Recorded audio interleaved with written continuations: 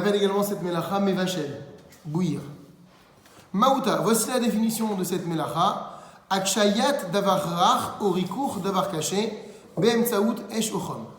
Donc c'est le fait de durcir quelque chose, un produit qui est mou, orikour, ou bien de ramollir davar caché, un produit qui est dur. Be'emtsaout esh ochom, par l'intermédiaire du feu ou d'une chaleur. Chez Mouchava Mishkan, quelle était donc l'utilisation de la cuisson dans le Mishkan, dans le tabernacle? Bichelou Asamanim, Kedelitz Boachutairiot, on faisait cuire donc des végétaux pour pouvoir teindre les fils des tentures. Aofe Padve Shabbat, Achenikremu Fanea, celui qui cuit une pâte pendant Shabbat, jusqu'à ce qu'elle brunisse. Alors, entre parenthèses, Naasachum, Kachatsi Meafiato, c'est-à-dire qu'elle arrive à mi-cuisson, c'est ça, Achatsi Meafiato, chez Pachot Mishurze Lochashu Afiaklal. Parce qu'on va voir que dans l'Acha, en dessous ce niveau-là, c'est pas considéré comme une cuisson. Donc, c'est pourquoi l'Acha dit quelqu'un qui va vraiment mettre à cuire une pâte au point où cette pâte va brunir, ou bien celui qui va faire bouillir un aliment ou des végétaux pour en utiliser la couleur, chayav mishum mevachel, donc a enfreint l'interdit de cuire. Vechen atzol et basar oshiar divrei machal, ainsi celui qui fait griller de la viande ou tout autre aliment. Vechen ametagen me shabbat, ainsi celui qui fait frire quelque chose pendant Shabbat, chayav mishum mevachel, donc a enfreint l'interdit de cuire. Donc on voit que le fait de cuire, c'est toutes sortes de possibilités. On a dit de quoi? De durcir un aliment qui était à la base mou, ou de ramollir un aliment qui était dur par l'intermédiaire du feu ou d'une chaleur quelconque. Issour bishul beshabbat, l'interdit de cuire pendant Shabbat, et norak bimvachel lavachai shnut bachel gamré, ne concerne pas uniquement un aliment cru qui n'a pas du tout cuit. Et là, din bishul, mais cet interdit concerne aussi gam bedavar shitri lit bachel merev Shabbat, même une chose qui a commencé à cuire depuis la veille de Shabbat, donc depuis vendredi, ve'atavshil raou ila achila alilatrak, et que ce plat-là, il est convenable à la consommation si on se force un petit peu. Ve'osi bevishulu beshabbat afilu mehat, mais du fait que la cuisson va se poursuivre pendant Shabbat, même un petit peu, arésé assour min Torah mishum mevachel, cela reste strictement interdit d'après la Torah au titre de cuire. Prenons un exemple. Avant Shabbat, j'avais une pomme de terre. Elle n'était pas ultra cuite, mais mangeable, encore un peu dure. Je l'ai mise pendant Shabbat sur la plata. Elle va cuire sur la plata. Ça s'appelle bichoul. À chaque fois que le terme de bichoul apparaît dans la halakha, on parle de l'action de bouillir. Amatir echad mine matachot. Celui qui fait fondre un métal quel qu'il soit.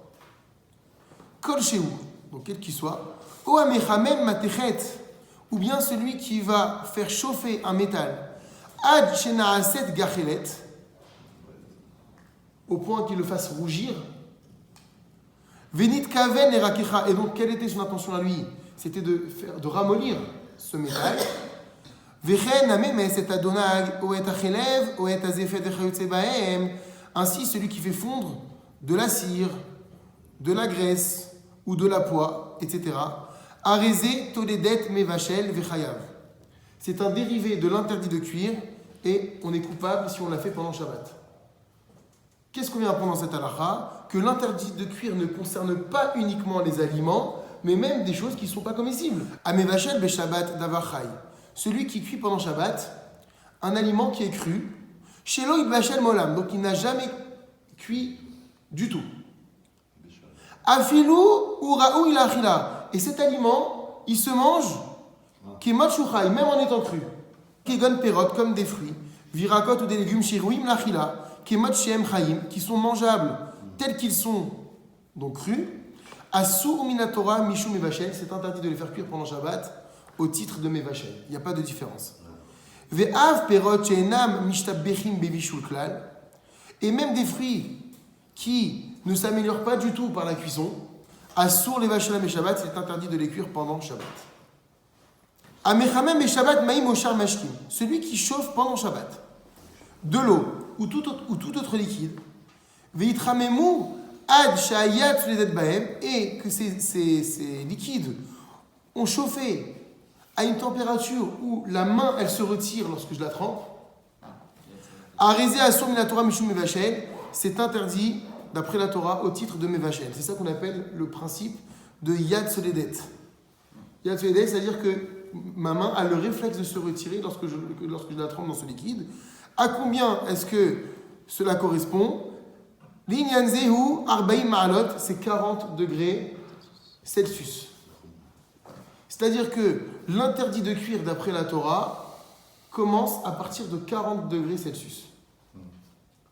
Regardez la suite, il y a marqué l'echumra, d'après la rigueur. Parce que d'après certains, yad soledet bo c'est 45 degrés. C'est un peu plus chaud. Mais comme il s'agit d'un interdit de Horaïta, de cuire, c'est un interdit de la Torah, on est obligé d'aller d'après la rigueur. Et d'après la rigueur, il faut suivre l'avis de ceux qui disent non, déjà à 40 degrés, ça s'appelle cuire. Et c'est comme ça qu'on va statuer dans la halakha. Donc la cuisson commence à partir de 40 degrés. Moutar la tête beshabbat, maïm, oshar mashkim, kenegedesh, kedeshif shiru.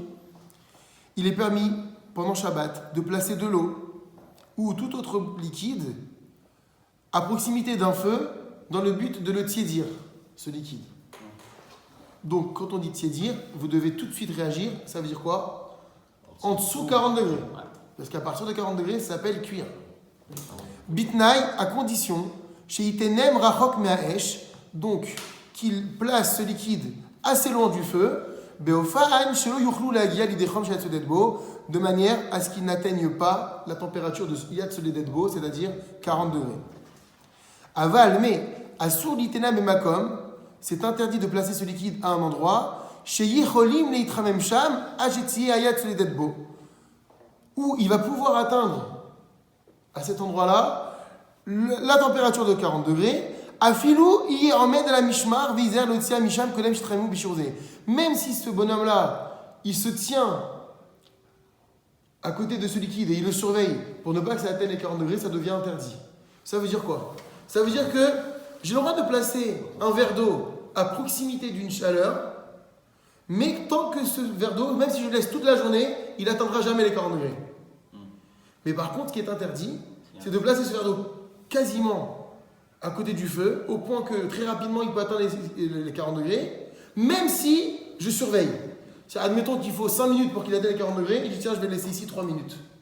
Dès lors qu'il peut atteindre à cet endroit-là les 40 degrés, la halakha interdit de placer ce verre d'eau à proximité de cette source de chaleur.